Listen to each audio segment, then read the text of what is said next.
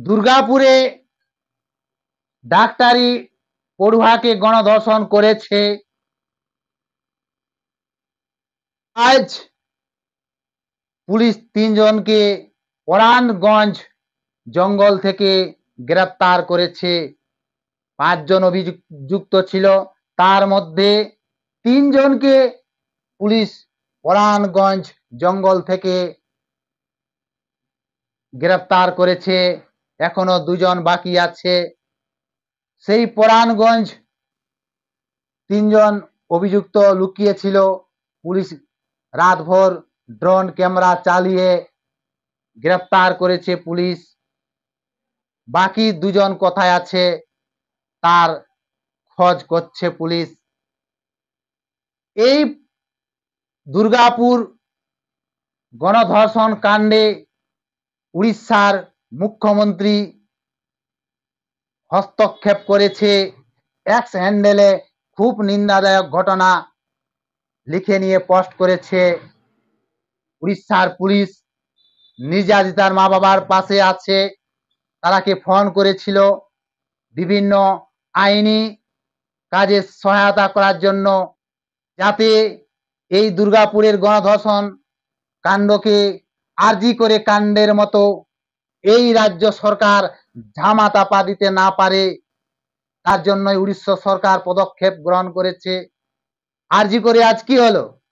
1 বছর পার হয়ে গেল, এখনো অধরা অভিযুক্ত। কসবা ল কলেজে কি হলো?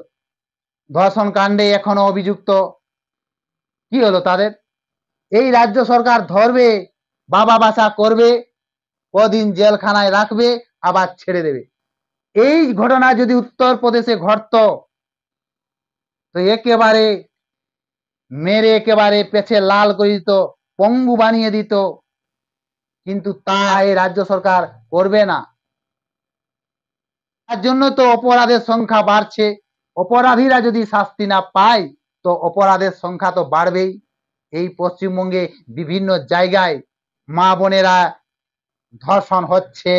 আরজি কর থেকে শুরু করে, কসবা ল কলেজ থেকে শুরু করে, আজ দুর্গাপুর, বিভিন্ন জায়গায় মা বোনেরা ধর্ষণ হচ্ছে।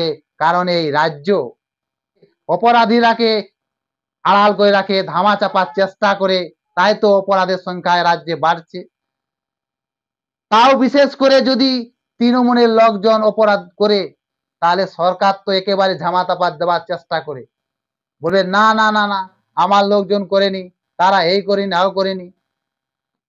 কিন্তু এই দুর্গাপুর ডাক্তারি পড়ুয়াকে গণধর্ষণ কাণ্ডে 36 ঘন্টা পার হয়ে গেছে, কিন্তু এখনো পর্যন্ত রাজ্যের পিসি ভাইপো মুখ খুলেনি। ধামাচাপা অনেক জায়গায় দিয়েছে, বলতো 10 লক্ষ টাকা লাও, ঘর বানিয়ে দেব, চাকরি লাও, এরকম প্রলোভন দিত এবং ধামাচাপা দিয়ে অপরাধীকে ছেড়ে দিত।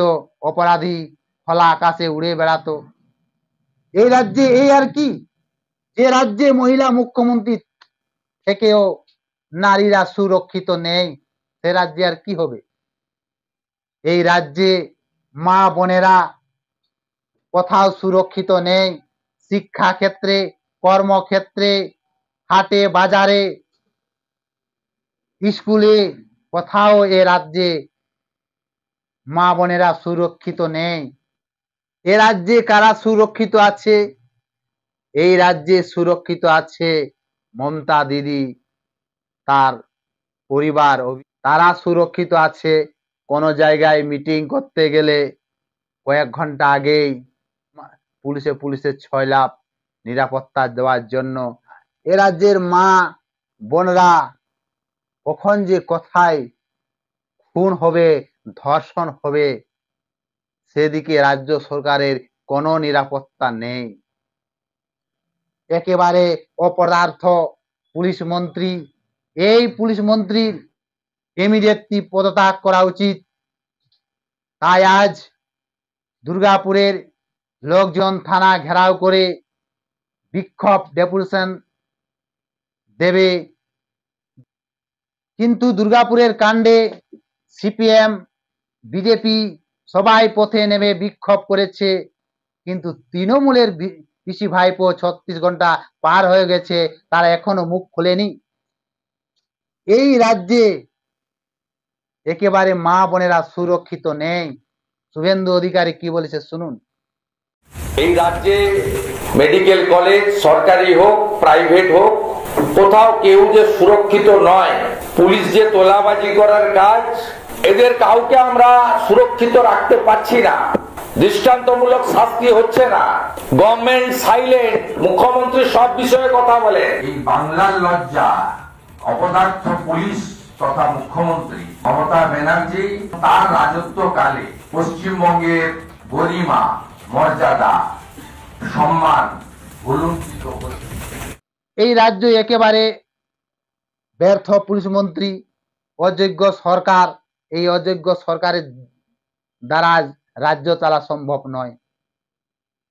তাই পশ্চিমবঙ্গের জনতা জনার্দন 2026 বিধানসভায় জেগে উঠুন এবং এই সরকারকে উপড়ে ফেলুন, নতুবা এই পশ্চিমবঙ্গ আরো ভয়াবহ রূপ ধারণ করবে।